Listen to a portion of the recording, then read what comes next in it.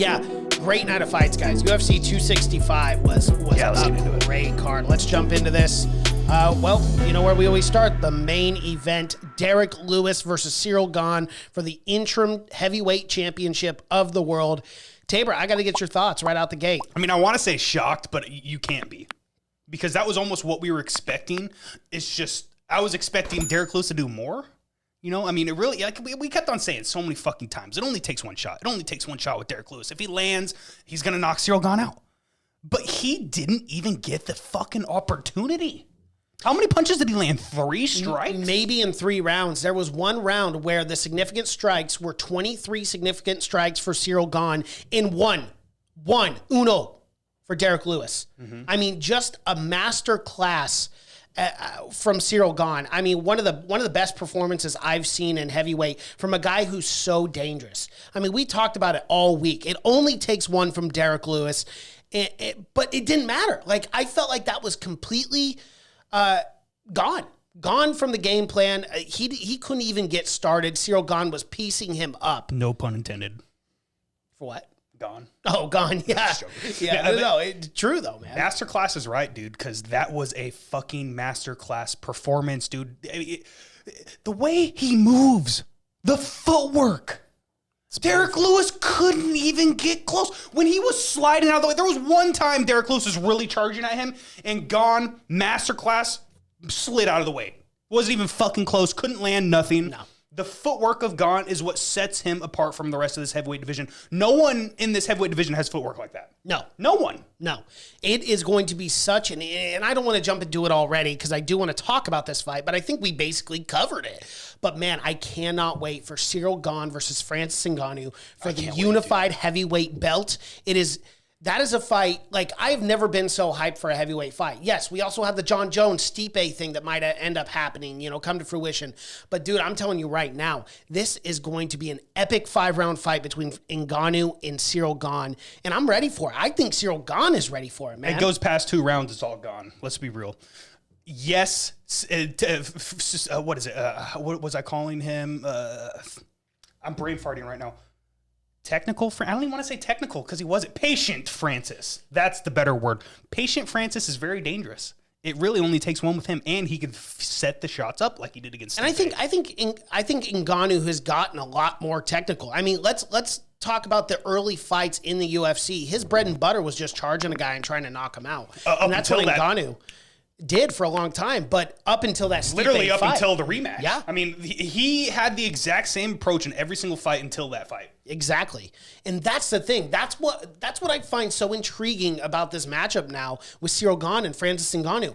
Is technical, patient Francis Ngannou going to show up again against a man who has tremendous footwork in this heavyweight division, who is a very tactical striker and can literally move out of the way of the huge shots thrown by Ngannou? That's why I love this matchup, man. I cannot wait for this. I'm hoping it's going to be sometime in December. You know how Francis wins? And you're going to love this take. Oh, he's not going to? Is that what you're going to say? No, you know how Francis has to wrestle.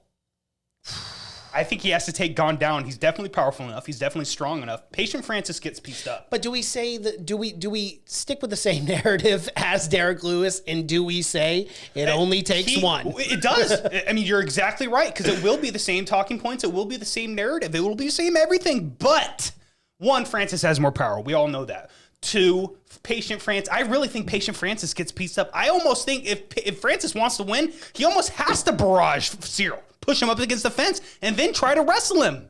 Yeah. I really think that's the key to success for Francis, because GANE's footwork, there is no way he gets touched in a stand-up matchup. Francis needs to make that fight dirty. And he needs to push him up against the fence. He needs to out-strength the man, which he can. And how fucking impressive how green CIRYL GANE is still in MMA.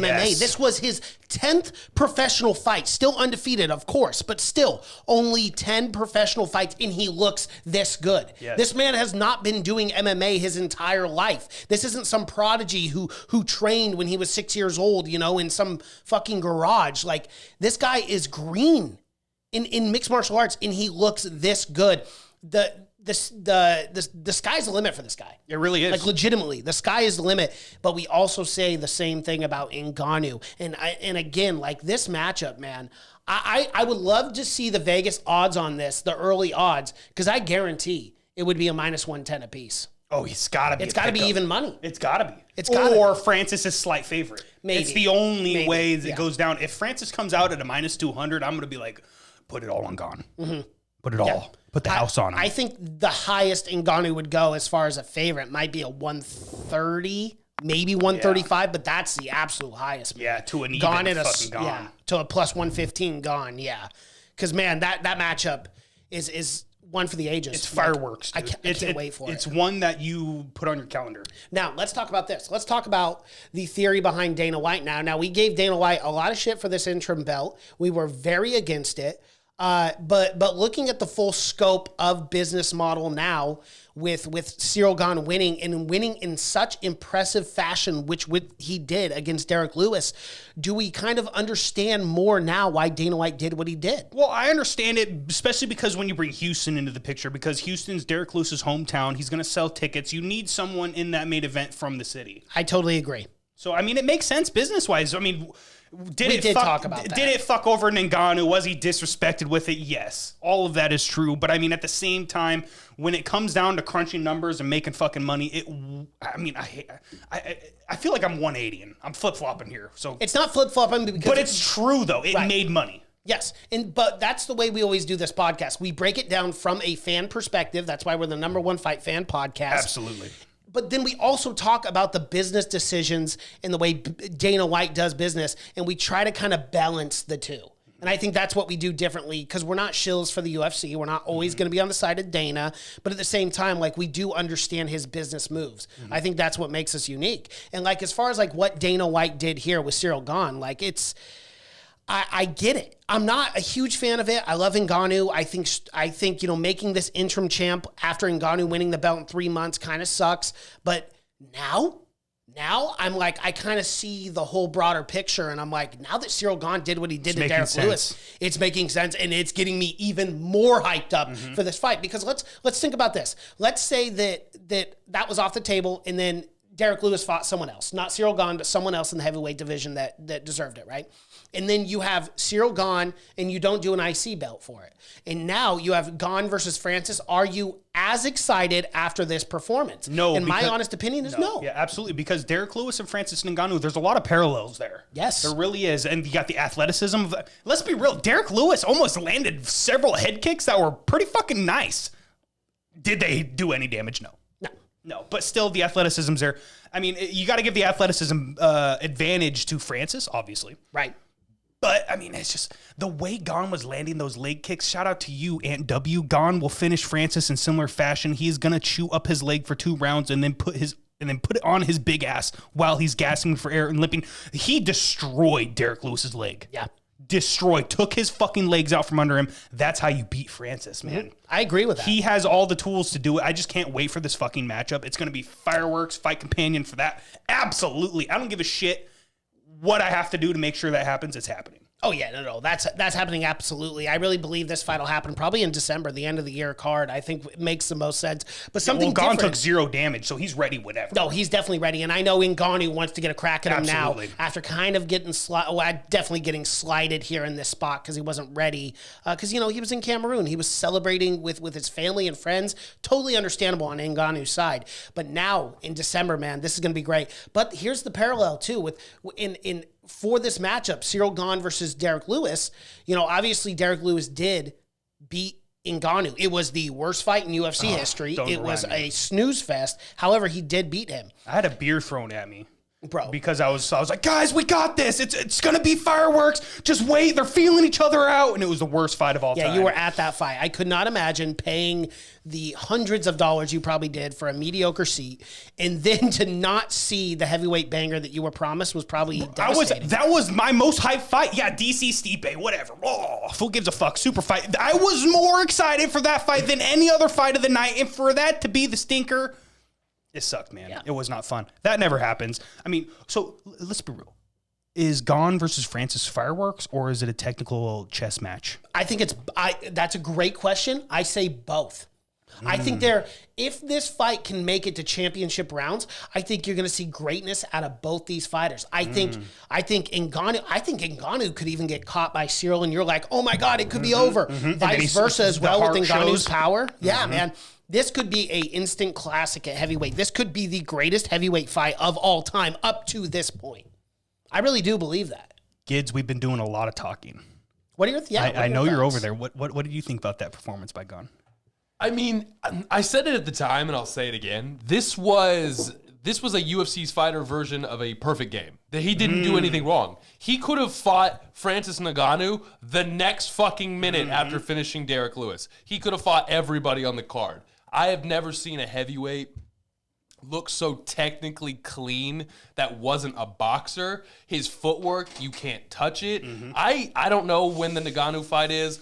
All I can tell you is that if it's not fucking fireworks, I don't know if I'd ever watch the UFC again. Like, that's how high my standards are for this fight. I can't fucking wait. Gane, the way he just picked apart Lewis was special. That does not happen. Derrick Lewis is one of the best heavyweights in the UFC, and he made him look like a child in fucking sane. Yeah, in his hometown on top of that, with so much hype surrounding Derrick Lewis. You know, it was, man, what a special night. What a special night. I mean, we're still talking about this main event 15 minutes into this, but the matchup could really is so go another intriguing. 15. Like, let's I be really real. do Like, believe fuck that. this Francis and Gane matchup. Like, so Ant W. All the odds I've seen right now is even money or Gane as a favorite. That's awesome.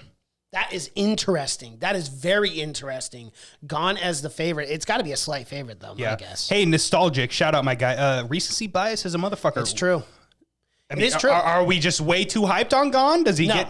No. We are not way too high. I think it's all deserved. I think what he was talking about recency bias is us getting upset about the interim belt, which is fair because we did rag on that quite a bit. But all I'm making the case for here is just now when you see the broader picture, now that when you see Gane winning this fight and winning it as brilliantly as he did, I understand it more. I'm not saying I'm in favor of it, and I still think Francis Ngannou was slighted, and I'm not happy about it. But now I'm even more hyped for this fight because you know Ngannou's next. And Dana White said that in the post-fight conference. He said, Francis Ngannou, CIRYL GANE will happen. So, and that's perfect too, because in the heavyweight division right now, Stipe verbally agreed to fight Jon Jones. I think out of all scenarios for Stipe, now hear me out. Because I know you're a huge Stipe fan, and I do totally agree with you. But if Stipe wanted to come back and fight, I think Jon Jones, outside of a title shot, which he would deserve right away, it's the only one to make because he wins that fight. I don't care if it's an instant classic. Stipe is getting another shot at the belt. But if he loses against Jon, it is what it is. Like, Jon might be the GOAT. Like, outside of Khabib Nurmagomedov, of course, guys. But Jon Jones might very well be the GOAT. I mean, let's talk about that. If Jon were to go out and win the belt, he's the GOAT. He's a go. If he's undefeated in heavyweight, undefeated in light heavyweight, especially if he goes through Stipe and then Francis. That's what I'm saying. You know, I mean, that's what you'd have to do. Yeah, exactly. And for me, I love that Stipe Jon fight.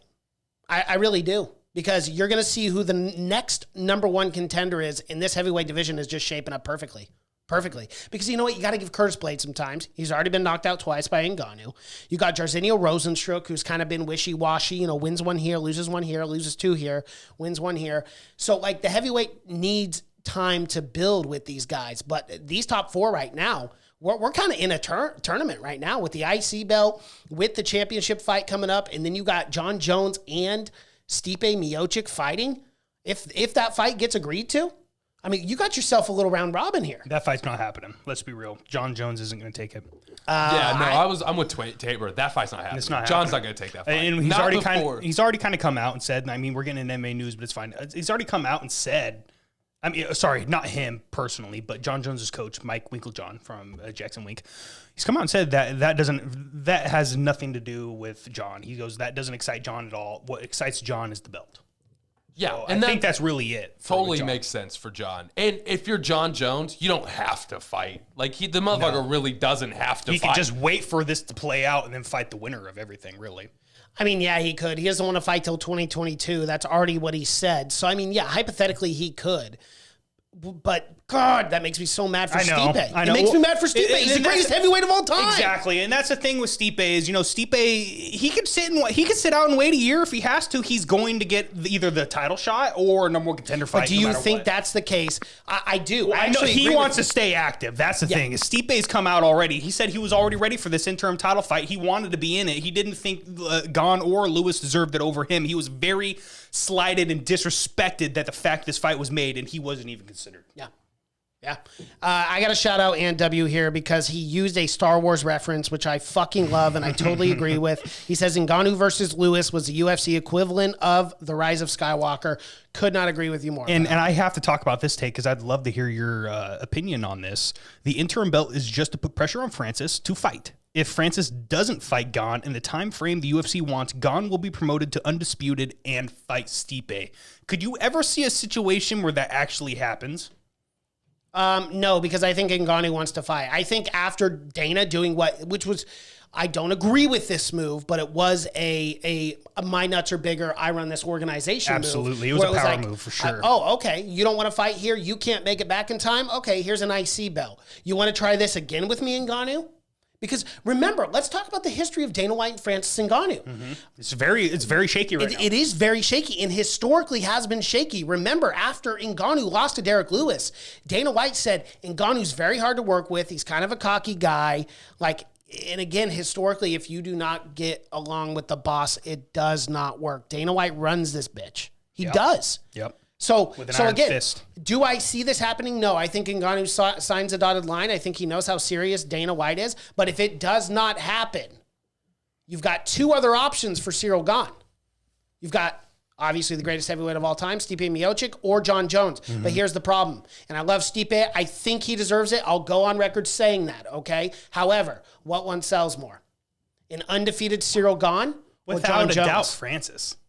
No. I'm talking if Francis doesn't take that fight right away. I'm sorry. John Jones or Stipe Miocic. John Jones. Unfortunately for Stipe, John Jones sells. Yeah, he's a bigger especially sell. with a guy who is draw. undefeated like CIRYL GANE, who has phenomenal footwork. Mm-hmm. So, yeah, I think Ngannou will take that fight, though. I think he realized, okay, Dana White means business. He'll move on if I don't want to take a fight. So, yeah, that's my take. Yeah. Well, to round this all off, I really think Gane might be the best heavyweight in the world right now. Oh, yeah. I think he pieces up Stipe. I think he pieces up John. And I really think he pieces up Patient Francis. If Patient Francis comes out, I said it before. I really think Francis needs to fucking barrage him, push him up against the fence, and then clinch with him to get this victory. He needs to make it dirty. He needs to make it rough. He needs to throw uppercuts in the clinch. He needs to take him down, possibly land some ground and pound. I do not see Francis Ngannou outstriking him. Yes, we all say it only takes one. And shout out Nostalgic. How is Gane's chin? It's never been tested. Because you have to land to get it tested, my guy. Exactly. You got to be able to hit the guy Yeah. in order for his chin to be tested. And look at some of the most effective fighters in the world. Absolutely. Floyd Money Mayweather was his chin was rarely tested. Ever. In 50 professional boxing Yes. matches. Absolutely. So it's like you got to be hit. So yeah, we could talk about his chin, and I guess it's a fair point, but I got to see someone actually hit the guy. Yeah, you got to land. In You 10 got to fucking professional land, fights. dude. It's as easy as that, really. Yeah. I don't care if he's a boring fighter. So many people talk shit about Gane. He's a boring fighter. He's just technically outpoints. He throws a lot of leg kicks, blah, blah, blah, blah, Sure blah, as blah, hell blah. wasn't bored about with this main event. Fuck no, dude. It was a master class. A master class on that night. Yeah. And this is how he shows up. This is what we really should have been expecting, but we were all talking about it only takes one. Yep. It only takes one. And we're going to repeat ourselves once this matchup gets made. I know. Because that's kind of the same storyline with Francis Ngannou, unless he becomes even more technical of a striker. But yeah, that's the same take. I can't wait for the future of this heavyweight division. It's looking absolutely fantastic. It's going to sell. It's going to make big money. It's going to sell pay-per-views. Like, let's be real. Francis Ngannou versus Gane, that's a main event anywhere in the fucking world. And I think it sells that arena out. That's fucking huge, too. You promote that right, that's huge. Absolutely. Absolutely. Ant W, what's crazy is John could have moved up years ago and beat JDS or Verdurm easily, but now he's going to fight Gane or Ngannou. John planned it all. I absolutely agree. I know. I absolutely Had agree. John went up sooner. It's all because he's a piece of shit. Let's be real. It's because John is a fucking douche. He can't stay out of the back of police cars. He can't stop himself from shooting fucking guns in the air. Get your shit together, my guy. I'm getting pissed when I'm talking about John because remember, I went back and listened to a few of our older episodes. Yeah. Remember when that gun shit just happened. Uh-huh. And then he was talking shit about Anthony Smith, who almost murdered a man in his own house. Well, was almost murdered And by would a have been- crazy man. Yes. And then talk shit about him at the same fucking... John, if you were a fucking decent person, you'd probably already be double champ. You would be consensus greatest of all time. But you fucked that all up yourself, my guy. That's my take on that.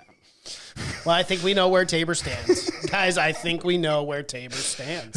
Shout out NW. Gone isn't even boring. Dude lands over 5 strikes per minute. More exciting than watching out of shape heavyweights wobble around and throw overhands. You're absolutely right, dude. So many guys, even in this top 15, like I used to say for a long time on this podcast, you can go back to our older episodes, I would say that this heavyweight division is garbage outside of the top 5, but we're getting new talent. If we're getting talent like Gone in the future, because you know there are kids doing nothing but jiu-jitsu and Muay Thai and getting better and better and better and better, and they're gonna go into MMA eventually in the career. I can't fucking wait for the future, dude. Well, think about this too, because the NFL is such a grinder. Like, bro, like you can play 4 years, but you get injured and can't come back that year. Good luck. Good luck, man. You see so many NFL guys who could be phenomenal mixed martial artists, but again, NFL is where the payday is. But there are guys coming over. I look at CIRYL GANE. Every time I look at that guy, I'm like, that guy could have been an NFL player. With his footwork and absolutely. speed, Absolutely. I'm like, dude, Athleticism, that guy definitely could have played football. But again, like you starting to see these bigger athletes make the move over to MMA. So I totally agree with you. The heavyweight division could be the best division here in 7 to 10 years. Absolutely. I mean, as far as like stacked, because obviously we're dealing with bantamweights and stuff like that. That's phenomenal divisions, top to bottom, 1 to 15. So, but eventually, I do believe that. I believe the heavyweight division could be big. Yeah. Kids, you got any closing arguments or anything you got to say before we move I just didn't know you hated John Jones that much. I don't hate the guy. I don't hate the guy. I don't know, Tabor. It sounds like you hate that guy. I mean, that guy walked down the street. You would walk to the other side and then yell at him. No, I'd probably walk up to him. I'd give him a handshake. I'd get a picture, and then I'd be like, dude, you realize the opportunity. Choke and butt fucks you. It'd be worth it. And it'd be worth it. That's true, I guess. I mean, I'm going to be real. I've talked a lot of shit about fighters in the past. Even there's a lot of fighters that if they listen to this podcast, they probably be like, motherfucker, just beat my ass. Yeah, but we also have a lot of high praise for a lot of fighters, man. I do. John You're Jones. absolutely right. Not John, and not Connor. Not John, not Connor. Yeah, absolutely. Connor's a shitbag. We'll talk about that in MMA news. Bro, Do you want to talk about? going? Do you want to talk about that Khabib stuff? Yeah, we can talk about it in it's MMA 'cause news. That happened several we weeks gotta ago. move on. Yeah, but- absolutely. Yeah, so but that was fucked. To round out, I can't wait for this CIRYL GANE Francis Ngannou fight. It's my most anticipated fight of the year now. Hopefully it happens this year. It might be early 2022. Who knows? If Dana really wants to fuck Francis, he'd make him wait. Yeah. But there's no reason to. GANE took 0 damage. I can't fucking wait.